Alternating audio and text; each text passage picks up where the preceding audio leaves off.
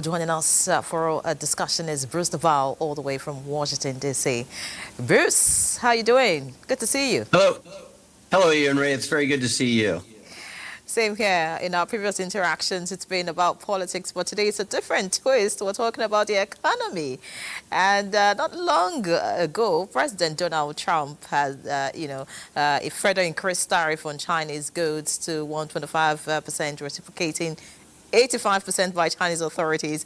How long would this go on? Well, I don't know. It has to come to some endpoint, of course.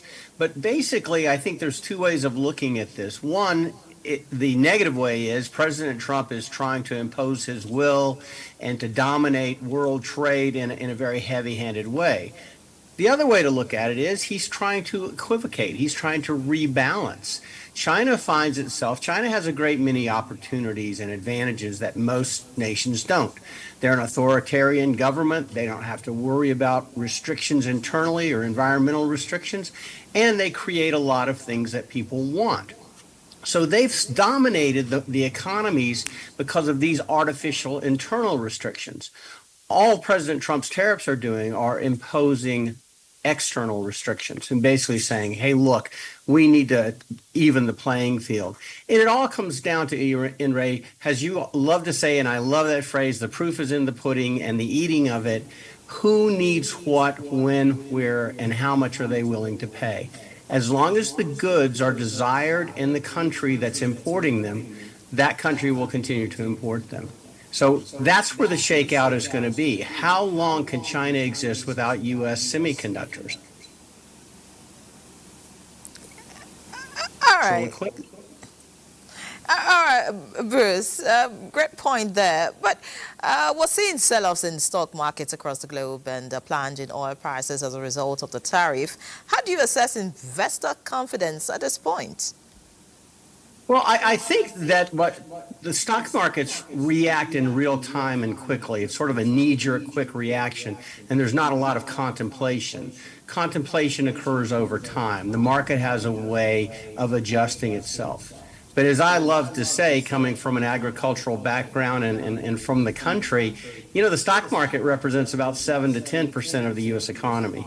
Farmers represent about 40% of the U.S. economy. So the other aspects of our economy, I think, are more important, but the stock market has hundreds of TV stations, hundreds of announcers like me. So we hear about the stock market. But I think the world's markets are going to adjust. Nigeria, that was a great story that you ran before. Nigeria, I think, is in a good position.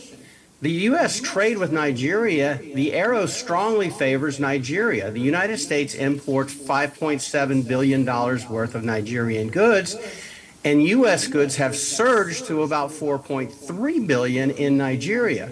So if Nigeria were to follow the Zimbabwe model and drop all tariffs, the U.S. would drop all tariffs, and Nigeria would win because people obviously want more Nigerian products in the United States than Nigerians want U.S. products. Well, maybe that's not as obvious, but the market seems to indicate that. So Nigeria, I think, is in a good position to increase its strength by acting positively and perhaps removing trade restrictions and participating because they are going to be and they are a great participant.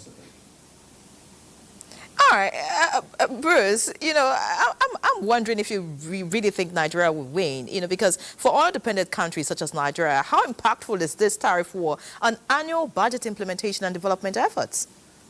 Well, I think that's a great question, but remember, there's artificial restrictions that the oil-producing nations place upon themselves. They created their own cartel. They don't play freely and openly on the market. They're part of the deal that sets prices. So if there are other countries that are oil producers that have to lower prices to compete, then Nigeria is forced, because they're part of the cartel, they're one of the nations. So it's not an open market, but it is a great point. I don't think Nigeria is going to suffer in the long run, though. What I think will happen, I hope Nigeria's economy will be awakened and say, hey, we can do this. We got this. We can produce products that the world wants. We have to get out of our own way. I know in Europe, Nigerian produce, Nigerian tomatoes are highly favored. They're avidly sought after by chefs, and they can't get them most of the time. Frankly, because there aren't a lot of Nigerian packaging and canning companies. So if those economic sectors can be identified, I think Nigeria can really, really flourish outside of the oil economy. But as you say, the oil economy is primary, and that is a concern. They are going to be hurt, and we're already seeing it by tariffs. But I don't think it's a direct relationship because of the artificial constructs that the cartel places on oil. And frankly, the cartel doesn't often think of West Africa when it thinks first.